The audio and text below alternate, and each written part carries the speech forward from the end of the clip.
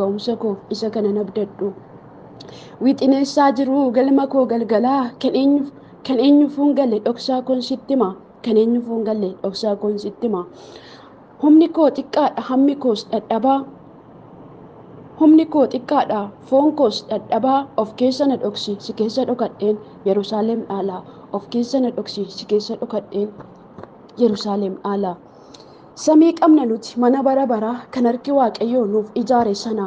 Kan harki Waaqayyoo nuuf ijaare sana. Qulqullummaan jiraachuun gahee keenya mara. Qulqullummaan jiraachuun gahee keenya mara. Wanta darbu laallee abdii akka hin kutanne daddafii nuuf kottu jaalalli otoo hin banne. Daddafii nuuf kottu jaalalli otoo hin banne. Ilaa obboleessaa ilaa obboleettii ani sin gaafadha gaafii onnee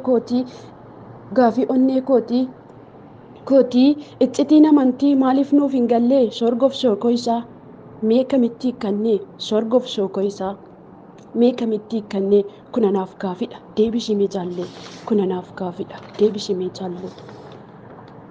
Afachuu imala kee dhaabi. Afachuu imala kee dhaabi dhaabadhoof ilaali eessatti waamamtee maaliif barbaadamtee kan adda baafattee eessatti waamamte maaliif barbaadamtee kan adda baafattee. Raajicha Yoonaas boqonnaa 1:1 irratti deemtanii dubbifachuu dandeessu. Waaqayyo gooftanii Yoonaasin gara biyya Nanawwee deemitu sabni kun yaada isaanii geeddarachuu yoo danda'anii dubbii sagalee koo dhagahuu yoo danda'anii itti naaf hime. Biyyittiin gara gaggaluudhaaf guyyoota 40 duwwaatu ishee hafee jedhe. Yoonaas immoo dideetu yaada Waaqayyoo isa Waaqayyo isaan jedhe dideetu gara biyya Tarshiishitti imala isaa godhe. Kanaaf kutaa sana deemtanii dubbifachuu dandeessu. Ergaa Phexros isa duraa boqonnaa 1 lakkoofsa 2 irraas dabaltanii dubbifachuu dandeessu. Waaqayyo jaalala araara isaan ho'ee biyya Nanawweetiif labsii haaraan bahee tole haa ta'ugaa kan biyya Nanawwee ofitti deebina nutis mee yaa jaalle ofitti deebina nutis mee yaa jaalle. Aniif ati garuu dhaloonni si'anaa oolchuudhaaf miti ofii keenyaaf ollaa oolchuudhaaf miti ofii keenyaaf ollaa. Akkas jedha gooftaan kunoo nu komata. Raajicha Isaayyaas boqonnaa 43 lakkoofsa 21 hanga 27 deemii dubbifadhu. Isa ta'ee darbeef araara kadhadhu. Isa guyyaa boruuf ayyaana uffadhu. Galuuf jireenyatti markaba yaabbadhu. Galuuf jireenyatti markaba yaabbadhu. Isaayyaas raajicha 43 lakkoofsa 18 fi lakkoofsa 19 deemii dubbifadhu. Maaloo yaa dhaloota dammaqoota taanaa mallattoon barichaa hunduu raawwateera. Galii markabatti Yesuus dhufaa jira. Galii markabatti Yesuus dhufaa jira. Wangeela Maatiyos boqonnaa 25 lakkoofsa 1 hanga 13 Phexros isa lammaffaa boqonnaa 3 lakkoofsa 10 irraati. Ammas Phexros isa duraa boqonnaa 1 lakkoofsa 13 Luqaas boqonnaa 12 lakkoofsa 30 hanga 40tti deemii dubbifadhu. Soorii obboleessa soorii obboleetti qabxee ishee dhumaa xiqqoo ishiin kaasati yaadaan na hubadhu xiqqoo isaan faarsati yaadaan na hubadhu xiqqoo isaan faarsati. Jaalalli Kiristoos keessaa koo gubeetu na waadda akka inni na goodu beekeen dubbataadhu kasaa kun waadda.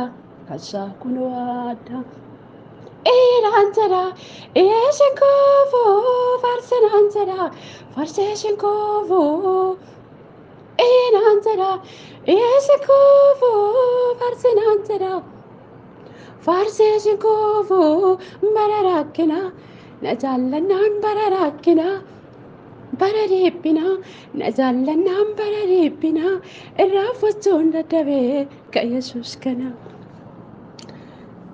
Tole haa ta'u tolee tolaan guutuu Yesuusin jaalala. Jaalallee dhugumaa haala koo ilaaltee natti hin geeddaramne jaalalaan na baattee si dadhabe hin jenne. Tolee tolaan guutuu Yesuusin jaalala jaalallee dhugumaa haala koo ilaaltee natti hin geeddaramne jaalalaan na baattee si dadhabe hin jenne. Jaalalaan na baattee si dadhabe hin jenne. Anaaf kun hin galle maqaa isaa malee iccitii jaalalaa gonkumaan hubanne. Anaaf kun hin galle maqaa isaa malee iccitii jaalalaa gonkumaan hubanne. Jaalala koof jettee jirma jiidhaa baattee yelloo tokko malee qullaanaaf dhaabatte. yelloo tokko malee qullaanaa dhaabatte jaalala keef safuu isaatiin naaf taate dubbadhee hin fixu yeroonis nan ga'u walumaa galatti galanni isaa ga'u walumaa galatti galanni isaa ga'u.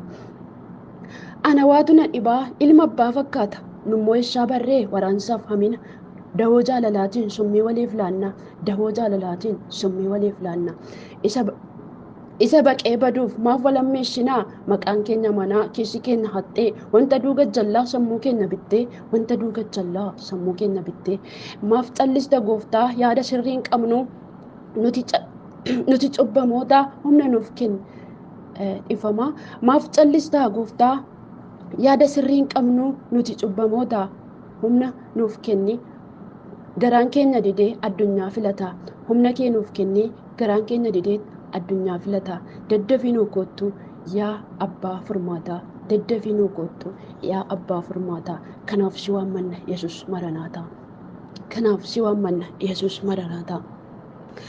Tole haa ta'u kaa waa'ee keen dubbadha atis mee haxxummaa irra babbareeddee keessa namaa lixxa. Seera uumamaa boqonnaa 3 lakkoofsa 1 hanga 4tti deemii dubbifadhu. Gaarii fakkeessitee jecha kee dhagahee ittiin booji'amee qullaa koon dhaabadhe ayyaanni waaqayyoo anarraa fuudhame qullaa koon dhaabadhe ayyaanni waaqayyoo anarraa fuudhame. Seera uumamaa boqonnaa 3 lakkoofsa 7 irraati deemtanii dubbifachuu dandeessu. Jirmarraatii murtee damee coolaksitaa mootummaa bara baraa keessaa nama baafta akkas gootee kunoo badiif nama keessaa akkas gootee kunoo firdiif nama keessa atillee silaa na kaadhimatteerta dideetuu naaf falmitu atillee silaa na kaadhimatteerta dideetuu naaf falmi tiksituun hoolotaa sirritti madaalee gargar baafadheera dafqa dhiigaan makaa isa naa coccobse yesuusiin argeera dafqa dhiigaan makaa isa naa coccobse yesuusiin argeera. Suuqii karaa koorraa lammaffaa deebi'ee hin baadhuun qambara garbummaa hojii ergamootaa boqonnaa 20 lakkoofsa 30 irraati akkasuma Galaatiyaa boqonnaa 5 lakkoofsa 1 irraati deemii dubbifadhu jaalallee dhugumaa yesuusiin argeera ani sitti uffadhee deebi'ina biraa anis tuffadhe deebi'ina biraa. Ergaa Phexros lammaffaa boqonnaa 1 lakkoofsa 3 gubbaarraati. Akkasuma wangeela Yohaannis boqonnaa 1 lakkoofsa 5 gubbaarraa deemii dubbifadhu jechootan qindeessa kanaan xumura waan na dhaggeeffataniif guddaa isaa galatoomaa. Waaqayyo gooftaan hunduma keessaan haa eebbisu dogoggora jiruuf immoo dhiifama